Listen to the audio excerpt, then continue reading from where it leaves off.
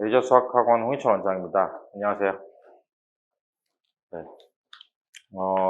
내정중학교 그 2학년 그 기출문제에 대한 평가를 하려고 이제 이 자리에 섰는데, 제가 이제 보통은 시험 끝나고 그날 바로 찍는데, 제가 좀 여러 가지 일이 있어서 좀 찍게 돼서 아무튼 죄송하다는 말씀을 드리고, 이번에 이제 내정이랑 순회랑 뭐 샛별이랑 근처 학교 중에서 2학년 시험 중에서 내정중이 난이도가 제일 높았던 것 같아요. 특히 체감 난이도가 높아서 아이들이 점수가 떨어진 애들이 많아요. 10점, 20점씩 떨어진 애들도 있는 것 같고, 문제가, 그러니까, 결국은 문제가 이제 그 아주 쉽다라고 해서 쉽게 푸는 문제가 별로 없고요. 그리고 이제 보통은 이제 세밀하게 조건을 내야 되는 문제들이 굉장히 많아서, 그러니까 본인이 잘 풀었다고 생각했는데도 뒤에 가서 이제 많이 틀리기도 했고, 실제적으로 체감 난이도도 꽤 높았던 것 같아요. 물론 이제 이 부분에 단원이 이제 활용이 나오고 하다 보니까 뭐 어려운 것도 있지만, 뭐 22번 같은 경우 도수분포표 같은 게 나왔는데 그 잘린 것도 이제 1학년 때 연습을 안 하고 돌아왔으면 이제 당황할 수 있는 문제들이고,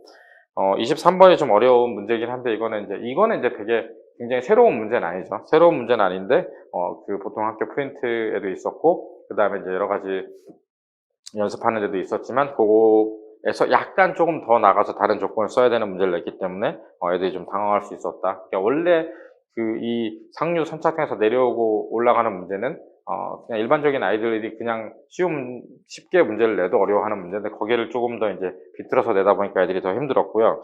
11번에 이제 숫자 나열해가는 규칙도 어떻게 보면 좀 애들이 당황해서 처음 본 문제 스타일이라서 당황하지 않았나.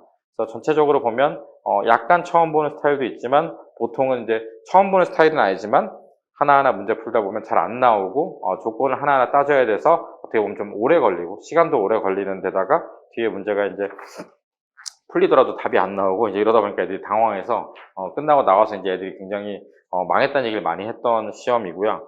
결국은 이제 그런 거죠. 내정이 이제 계속 쉽게 내고 학교 프린트도 쉽게 내긴 했는데 이제 약간 이제 2학년 거를 조금 빡빡하게 내기 시작하니까 이제 특히나 이제 이 아이들은 중간고사 때 이제 쉽게 경험을 해서 시험 자체를 이제 볼 때 시간 안에 어려운 문제가 나왔을 때 어떻게 해야 되는지, 그 다음에 이제 본인이 시험장에서 시간 안에 어떻게 컨트롤하고 어려운 문제, 계산이 복잡한 문제, 시간이 오래 걸리는 문제, 이제 이런 것들을 어떻게 시험 보는지에 대한 이제 전략이나 경험이나 이런 게 아직 부족하기 때문에 어떻게 보면 체감 난이도가 훨씬 더 높지 않았을까.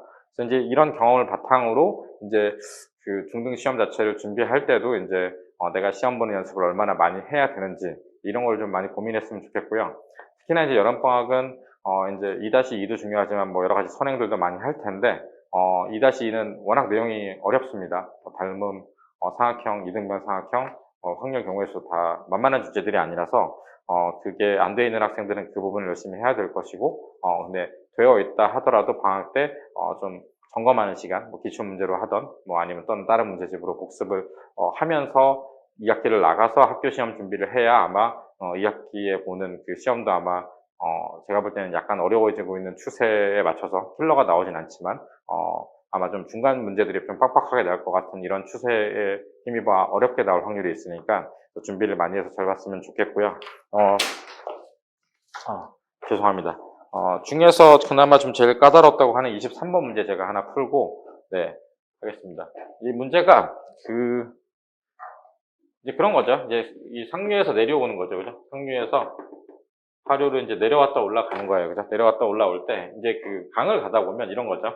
내려올 때는 배의 속력을 예를 들면, 유람선 속력을 X라고 하고, 이제 강물의 속력을 Y라고 하면, 내려갈 때는 이제 배가 가는데 강이 같이 밀어서 가니까 내려갈 때는 이제 이걸 더한 속력으로 움직이고, 거슬러 올라갈 때는 이제 배가 X로 올라가려고 하는데 이제 같은 시간 안에 이제 강물이 밑으로 미는 거잖아요. 그래서 이런 속력으로 가는, 이게 아마 기본인데, 요것도 이제 처음에 모를 수 있지만, 이제 이거는 연습을 좀 많이 했으니까. 그래서 이제 제가 10km죠. 그죠? 여기가 10km예요. 그죠? 10km 자체를 얘가 x 플러스 y라고. 이게 내려갈 때 같이 밀어서 내려오는 거죠. 거리를 속력으로 나눴으니까 시간인 거고, 이 시간이 40분이죠. 근데 여기는 이제 킬로미터에 우리가 이제 시속으로 따지니까 40분이면 60분의 40이니까 3분의 2 이렇게 쓸 수 있고요. 그 다음에 10을 따졌을 때 거슬러 올라가는 건 x에서 y를 빼는 거잖아요. 그죠? 그게 1시간 20분이 걸렸다는 얘기는 1과 3분의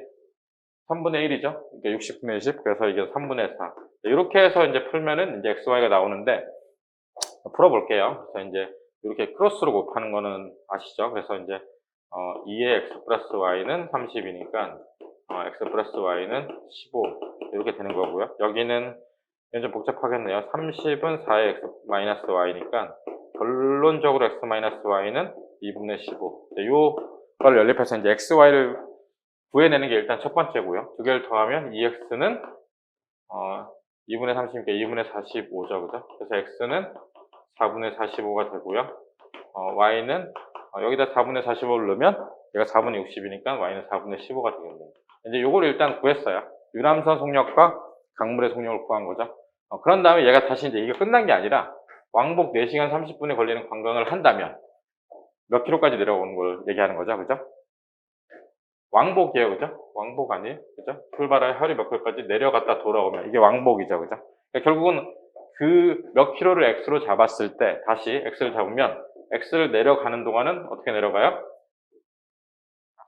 그 내려가는 동안은 x 더하기 y로 내려가죠. 이 거리 x를 얼마큼을 이제 x를 내려갔다 오는데 4시간 30분이 걸려야 되는데 x 더하기 40분이니까 이게 4분의 2개 더하면 60이 되는 거고, 그다음에 x를 다시 이제 거슬러 올라갈 때는 여기서 이걸 빼죠. x에서 이걸 빼면 4분의 30이 되니까 요거 자체가 얼마가 돼야 된다? 4와 2분의 1이죠. 그러니까 2분의 9가 돼야 된다. 그래서 이제 여기서 x를 구해내면 되겠습니다. 아까 구했을 때 45였네? 2분의 45. 이제 구하면 2분의 45. 이렇게 나오는 문제가 되겠습니다. 그래서 결론은 이제 그 활용 자체는 워낙 힘들어해서 저희가 이제 그 방정식 때는 활용 특강을 하고 나머지도 이제 하는데, 활용 자체를 힘들어 하죠. 그래서 그게 이제 1-2 때 활용 연습을 좀 많이 하고 올라왔으면 괜찮은데, 보통은 이제 시험이 없다 보니까 좀 힘들어해도 이제 넘어간 측면이 있고, 그러다 보니까 이제 그 이렇게 미지수가 이제 x가 아니라 xy 추가돼서 2원 1차 연립방정식을 쓰는 활용에서 이제 더 고생을 할 수 있었던 것 같아요.